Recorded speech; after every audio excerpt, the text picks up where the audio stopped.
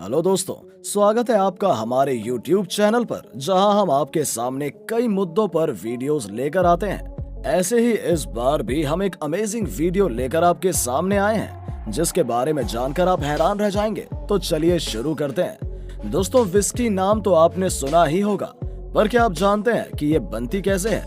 इसकी शुरुआत कब हुई? इसकी पैकिंग कैसे होती है? इसका प्रोडक्शन कैसे होता है? ये कितने समय में तैयार हो जाती है? इसे बनाने के प्रोसेस क्या है? तो आज हम आपको ये सारी जानकारी देंगे। आइए सबसे पहले जानते हैं कि विस्की क्या है। विस्की मिक्स साबुत अनाज के मैश से बना हुआ एक नशीला ड्रिंक है। इसको बनाने के लिए अलग अलग तरह के अनाजों का उपयोग किया जाता है, जिसमें जौ, राई, मोलेट, गेहूं और मक्का, इन सभी अनाजों को मिलाकर इसे बनाया जाता है। आइए अब आपको बताते हैं कि ये बनती कैसे है। ज्यादातर विश्व की लकड़ी के कंटेनर में बनाकर पुरानी की जाती है। लकड़ी का कंटेनर ओक का बना हुआ होता है। इसको हम मकई शराब भी कह सकते हैं। विस्की दुनिया भर में अनेक कॉम्पिटिटिव मूल और कई सेक्शन और तरीकों के साथ रेगुलेटेड अल्कोहल है। कई तरह के अनाजों के मिश्रण को मिलाकर बनाने का इसका एक बहुत बड़ा महत्व है। अनाज का फर्मेंटेशन और जल मिलाने से पहले मकई के लिए ज्यादातर 80% अल्कोहल और अन्य अनाजों के लिए 90% अल्कोहल तक विस्की की आसवन प्रक्रिया होती है, ताकि विस्की बनाने के लिए प्रयुक्त अनाज का कुछ स्वाद बनाए रख सके और उन्हें अनाज मध्यम अल्कोहल या वोडका के रूप में अलग अलग ग्रुप में बांटने से रोका जा सके।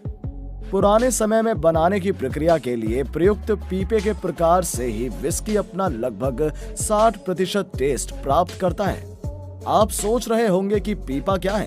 तो पीपा लकड़ी का डब्बा या बॉक्स होता है, जिसमें शराब को पुराना किया जाता है। आगे की प्रक्रिया लकड़ी को झुलसाने या सेकने की मात्रा पर निर्भर करता है। उदाहरण के लिए कानूनी तौर पर ब्रोब्रान विस्की के लिए जली हुई नई ओक के पीपों में पुराना करने की जरूरत होती है, जबकि क्वालिटी स्कॉच विस्की में अक्सर ब्रोब्रॉन उत्पाद में धीमे से तैयार करने के लिए आधे भरे हुए पीपा का यूज किया जाता है। आइए अब हम आपको इसके प्रोडक्शन के बारे में भी कुछ बताते हैं। इसका प्रोडक्शन पहली बार सन 1494 में स्कॉटलैंड में देखने को मिला था। ब्रिटेन के पास शराब बनाने के लिए अंगूर ज्यादा नहीं थे, इसलिए उसकी जगह जौ के बियर का इस्तेमाल किया गया, जिसकी वजह से विस्की का विकास हुआ। 1494 में स्कॉटलैंड के राजकोष ने फ्रेयर जॉन कोर को माल्ट की स्वीकृति दी और ये माल्ट 1500 बोतलें बनाने के लिए काफी था। जाहिर तौर पर उस समय व्यापार फल फूल रहा था। इसमें टेस्ट के लिए यूज किए जाने वाले केमिकल ऑर्गेनिक कंपाउंड जैसे अल्कोहल, कार्बोक्सिलेट एसिड आदि थे। विस्की लैक्टोन को क्वर्कस लैक्टोन के नाम से भी जाना जाता है। इसको बनाने के लिए कोई जल्दबाजी नहीं की जाती, क्योंकि इसको बनाने में काफी समय लगता है। इसे बनाने के लिए कम से कम 2 से 3 साल लग जाते हैं, तब जाकर विस्की तैयार की जाती है। विस्की या विस्की जैसी चीजों का प्रोडक्शन ज्यादा से ज्यादा अनाज उत्पादित क्षेत्रों में होता है। माल्ट युक्त और बिना माल्ट के जौ और अन्य अनाजों से आमतौर पर एक स्ट्रॉन्ग पेटेंट या कोफे भट्टी में दाना बनाया जाता है। माल्ट और अनाज अलग मेथड से मिक्सचर किए जाते हैं। विस्की बोतल में पूरी तरह नहीं होती, केवल पीपे में होती है। इसलिए एक विस्की की उम्र और बनाने का तरीका और बोतल में भरने के बीच का समय जो होता है, ये दिखाता है कि पीपे ने विस्की के साथ उसकी केमिकल स्ट्रक्चर और टेस्ट को बदलते हुए कितने समय तक एक दूसरे के साथ क्रिया की है। कई वर्षों तक बोतल में बंद विस्की के दाम काफी ऊंचे हो सकते हैं, जिससे अल्कोहल अच्छी कीमत के साथ बेची जाती है। आइए जानते हैं इसे बनाने के प्रोसेस के बारे में। बनाने के लिए सबसे पहले अनाजों को पानी में डाला जाता है 12 घंटे के लिए। फिर 12 घंटे बाद देखा जाता है कि अनाज ने अच्छे से पानी सोखा है या नहीं।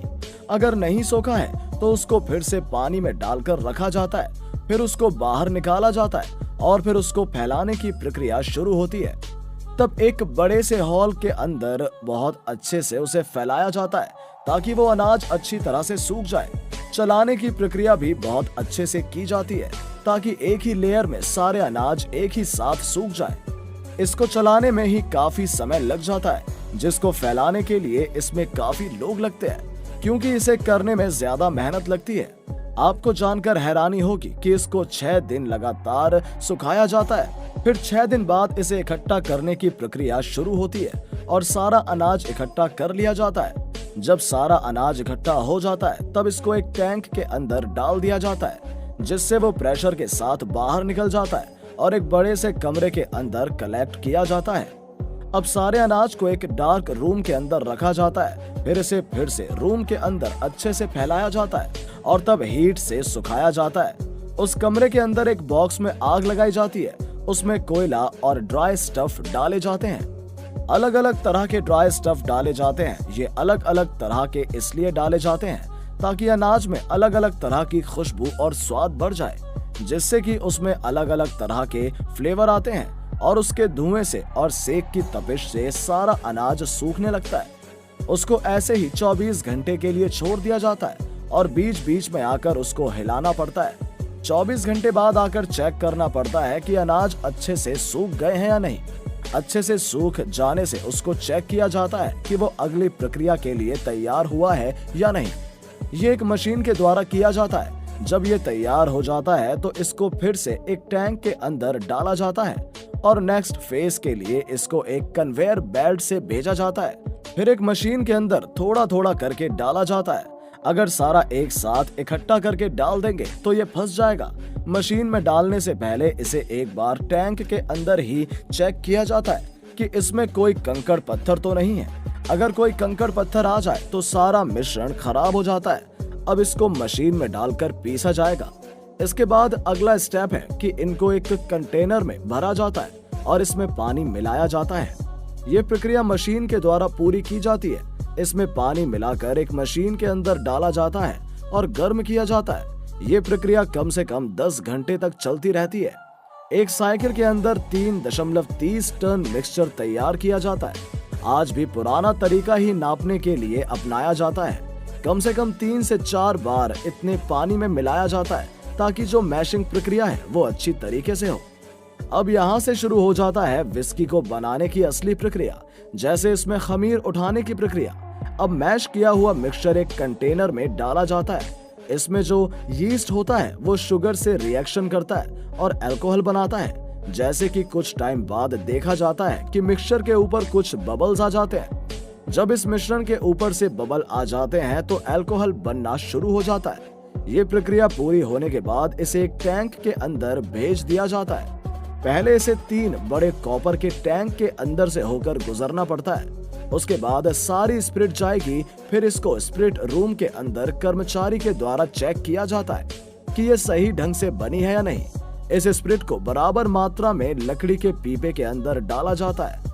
अगर सभी में इसकी मात्रा कम ज्यादा होती है तो उसमें पानी डालकर इसकी मात्रा को बराबर किया जाता है। इसके बाद उसके ऊपर डेट डाल दी जाती है ताकि हमें पता रहे कि ये कब बनी थी और हमने कब इसको पीपे के अंदर डाला था।